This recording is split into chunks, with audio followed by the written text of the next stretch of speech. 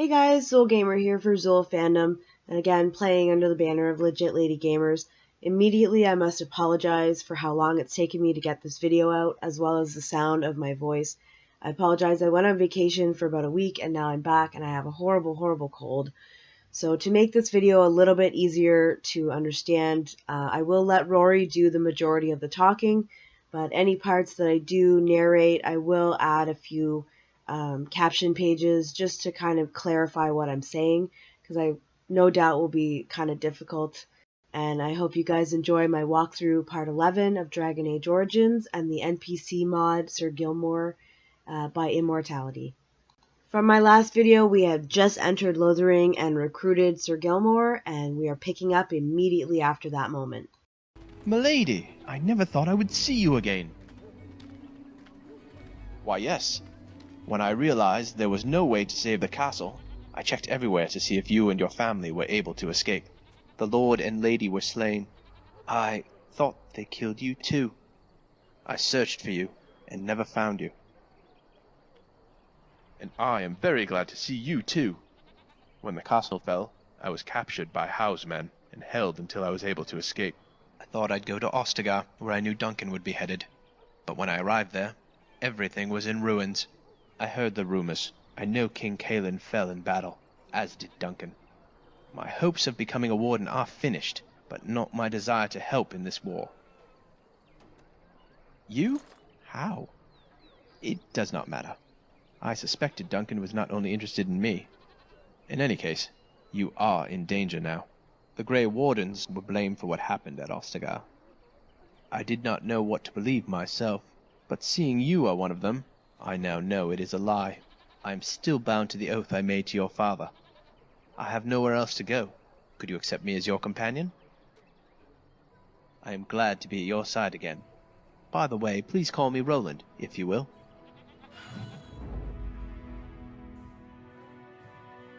Of course. Yes? What can I do for you? Of course. I'll be here when you do, then. This dialogue chain makes it appear like Rory has nothing to say. It is actually currently locked. It's unlocked as approval is gained via character decision and reactions to his other available dialogue. In order to gain approval with Rory, you must talk with him frequently and make good decisions during gameplay in order to gain the average of +2. Occasionally, some dialogue chains have the potential to yield +3 or 4, but these are rare. Beware, sarcastic or rude comments can yield -8 to -11 in some conversations. Rory's approval gains are very slow in comparison to standard companions. Therefore, to expedite his approval, I utilize thoughtful gifts from the Feast Day DLC pack. Yes? What can I do for you? Of course. Maker knows we were all caught by surprise. Hal had been on good terms with your family for years. Nobody suspected anything. The soldiers arrived in the morning as planned to march to battle, but they attacked us instead. I tried so hard to save the castle and everyone in it. I could not. I know that, to an extent. I just can't stop thinking that all my hard work and training could not prevent that from happening. Thank you. You are very kind. But this taught me a hard lesson I will not forget.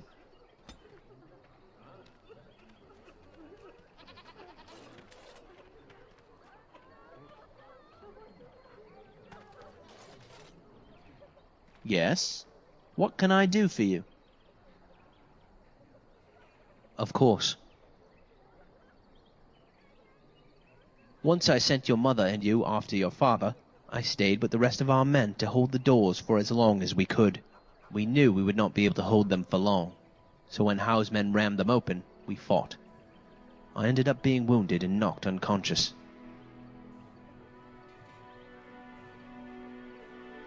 I am not sure if they were or not, really. Not everyone was killed. There were many prisoners beside me when I finally opened my eyes. Howe was parading himself before us, giving a speech on how much he had waited for this and how he deserved it. If anyone was unconscious or wounded, or felt too much pain to pay attention, they would hit them and throw cold water on them to make them listen. I don't remember much of what he said, just what I told you. I was bleeding from an open wound in my head. I felt dizzy. Everything was a blur. I was one of those who got hit and dragged around, as if more punches could make me focus. Others suffered a worse fate. Men who were too badly wounded to move were killed on the spot. The servants and children that were still alive were forced to gather the corpses and burn them. I don't have the strength to keep talking about this now, my lady. Please forgive me. Thank you.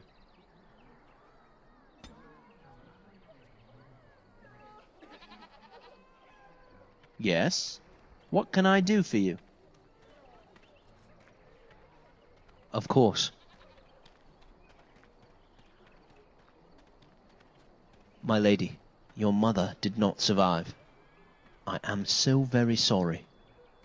I do not wish to burden you any further with this. Both your parents died that day. I must admit, I cannot give you many details. They had already dragged me outside, and I was half conscious, but I saw soldiers dragging your parents' bodies out. The Jarl looked at them briefly, gave a sign. The servants took them and put them next to the rest of the bodies. They were burnt along with the rest. Please, please do not. The town and Tanner loved you, and I'm sure they'd be relieved that you were saved by their sacrifice.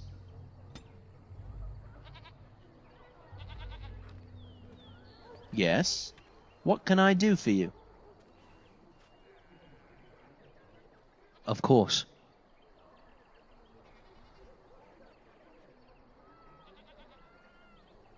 This is hard for me.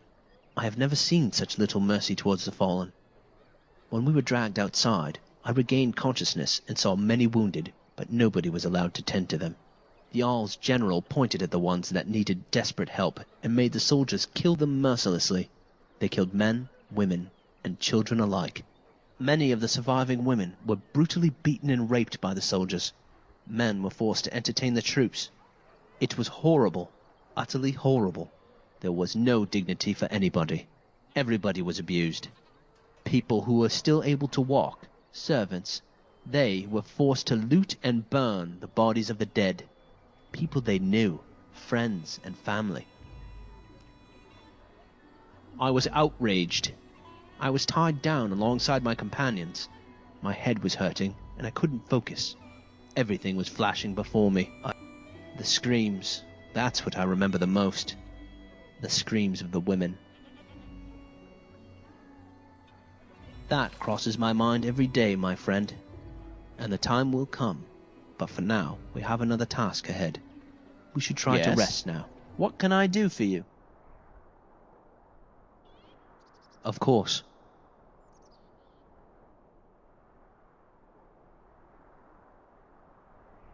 I'll be here when you do, then. As approval is gained, area-based dialogue triggers are enabled. These become available after 10, 20, 30, and so on approval is gained. As these benchmarks are reached, new dialogue become available and you'll experience new cutscenes from Rory. The new dialogue is completely dependent on your previous path choices, an example of this being the relationship type that you choose with Rory. Rory is unique because he has 3 relationships paths you can follow: true love, best friend, and friend with benefits. For the purpose of this walkthrough, I'll be showing his true love path, but I will publish videos showing his alternative choices for best friend and friend with benefits, so be sure to like and subscribe to be notified when I post. The following scenes are triggered dependent on approval and Good area. boy. And that was indeed what happened, but I'm telling a story to your hound. We're bonding, I hope. Well, you already know that your hound and I did not start with the right foot. In fact, he started with my left when he was just a small puppy, and after that, I had no desire for him to continue with the other. I bet you do. Since then, I've come to realize that it's not really what you say, but more how you say it. The bonding also seems to be more effective if you happen to have some Mabari crunches to throw in the mix. But tell me, would you like to hear the story too? Very well then. As I was saying, I was running at full speed, swinging my sword towards that scarecrow.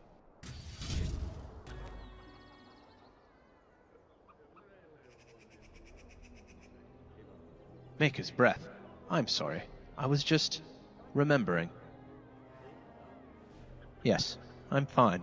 Just let me catch my breath. As you may have guessed, I was thinking about the time I spent captive. A time I try to forget, but that seems to haunt me either way. Thank you, my friend, but it's not necessary. Let's just go.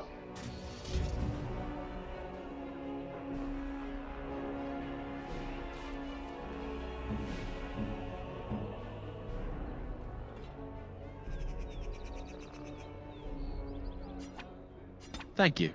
That's nice of you. Ah, Denerim. I love this place.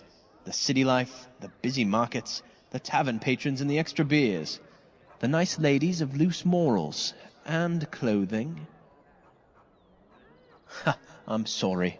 I didn't mean to offend. But, well, it's true. Ha, come on. While we were here, all the soldiers of the regiment spent a lot of time getting drunk in the tavern. I had fun. I can't help it.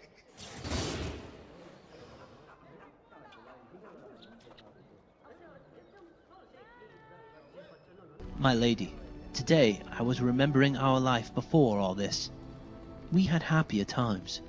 I can't stop thinking how it all came to this, and I wonder how our lives will change. That's what I was remembering, and what I thought about for a very long time after your parents made us. We had to stop seeing each other. I'm sorry. Everything is so different now. I don't mean to make you feel uncomfortable. I remember our first kiss that night in the far corner of the gardens. I had always seen you as a playmate, until one day, strangely, magically I'd say, my feelings changed.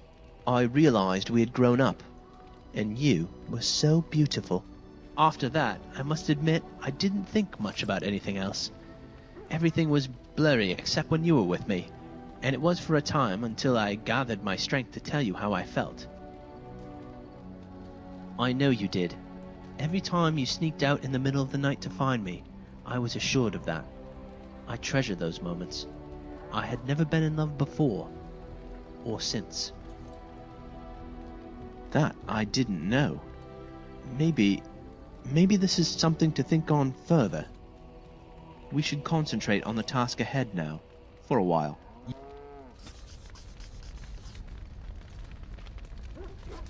Yes? What can I do for you? Of course.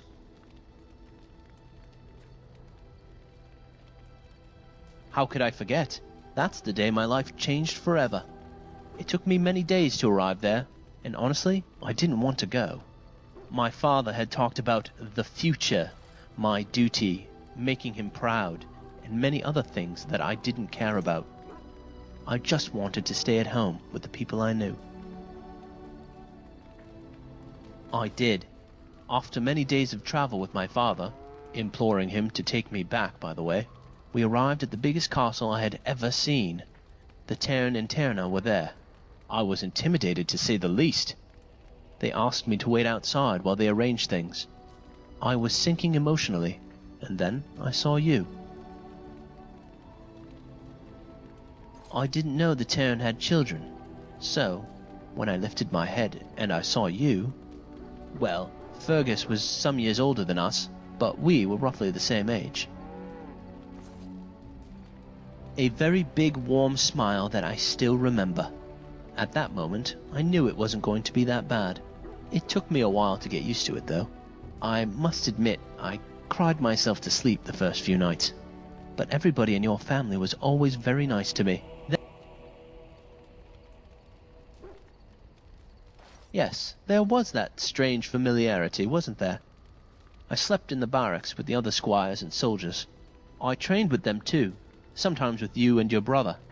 But we had the same tutor, and your parents always had a kind word when they saw me about. I always had a small something for my birthdays waiting for me in the barracks. I am very grateful to the Tan and all his family. And yes, that includes you, first and foremost.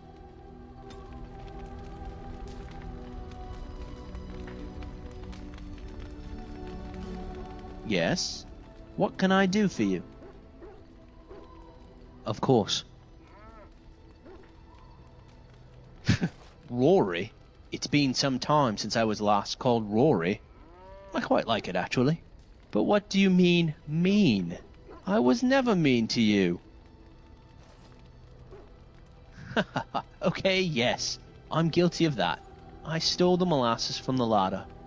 But I never caught you, did I? I don't think I would have smeared molasses in your hair had I caught you, you know. You were my best friend.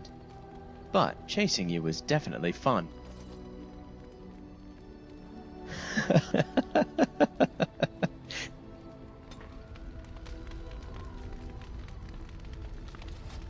Yes? What can I do for you? Of course.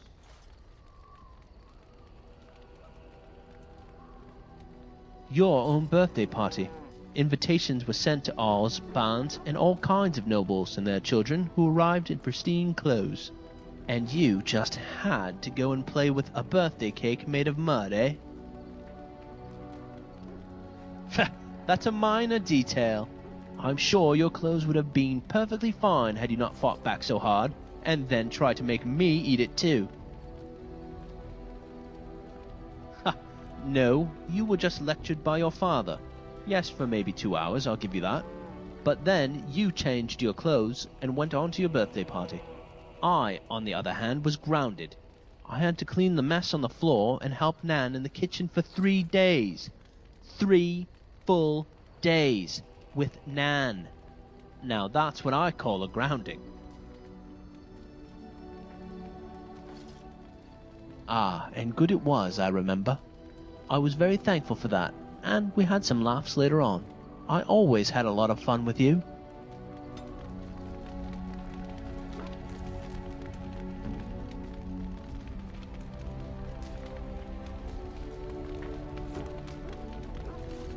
Yes? What can I do for you? Of course. The captain of the guard, right?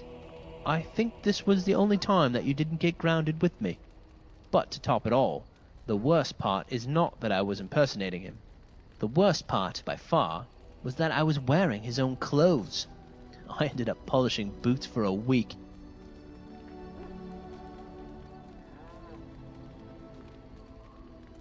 Well, I must give it to you. You were very clever to run and hide behind some bushes when he appeared behind me. That was a good move. But I had my revenge.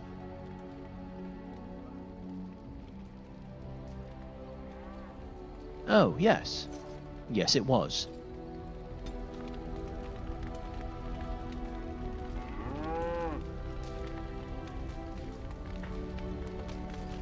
Yes? What can I do for you? Of course. I'll be here when you do, then.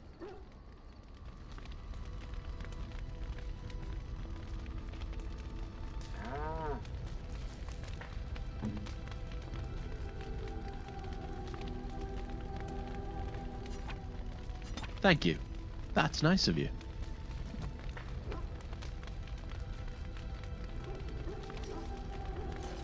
Yes? What can I do for you? Of course.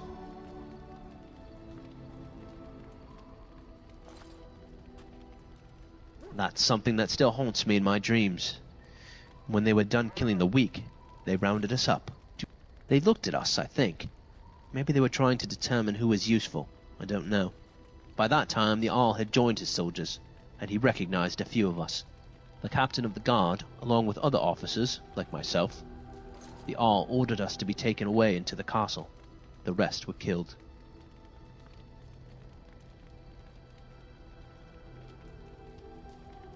I was dragged halfway, and I crawled while being kicked the other half.